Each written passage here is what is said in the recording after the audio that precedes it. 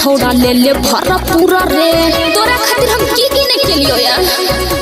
शादी हो छे अब हमर कहिले सबूरा रे अब हमरा भुला जो जान कुमारे में माजा छौड़ा ले ले भरा पूरा रे शादी हो छे अब हमर कहिले सबूरा रे करा गाड़ी पया बचड़ हबै तोरा बिना मरबै गे छौड़ी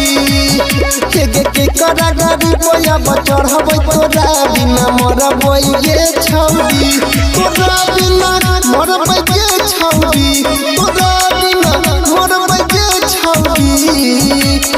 के करा गाड़ी पया बचड़ हबै तोरा बिना मरबै गे छौड़ी के करा गाड़ी पया बचड़ हबै तोरा बिना मरबै गे छौड़ी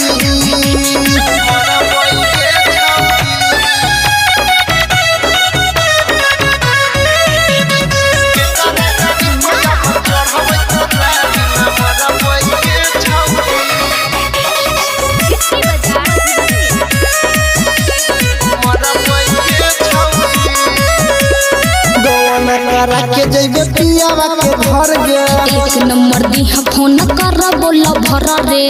नंबर दा दिया तोरा से रोज बात करबो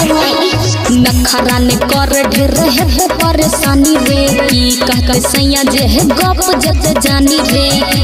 की करबै की के अब यौड़ी की करबै की के अब यौड़ी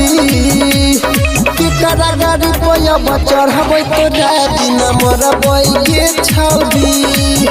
के करा गाड़ी पया बचड़ हबै तोरा बिना मरबै गे छौड़ी तोरा बिना मरबै गे छौड़ी तोरा बिना मरबै गे छौड़ी के करा गाड़ी पया बचड़ हबै तोरा बिना मरबै गे छौड़ी के करा गाड़ी पया बचड़ हबै तोरा बिना मरबै गे छौड़ी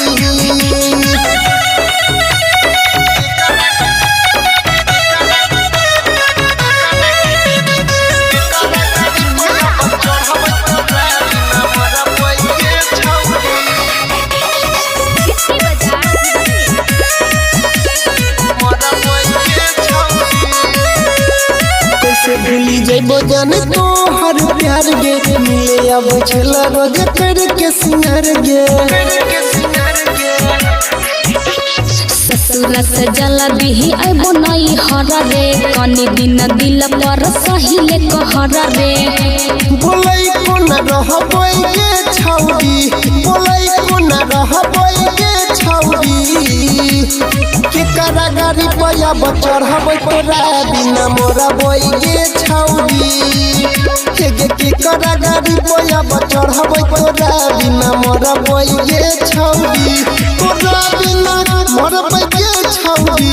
तोरा बिना मरबै गे छौड़ी के करा गाड़ी पया बचड़ हबै तोरा बिना मरबै गे छौड़ी के करा गाड़ी पया बचड़ हबै तोरा बिना मरबै गे छौड़ी।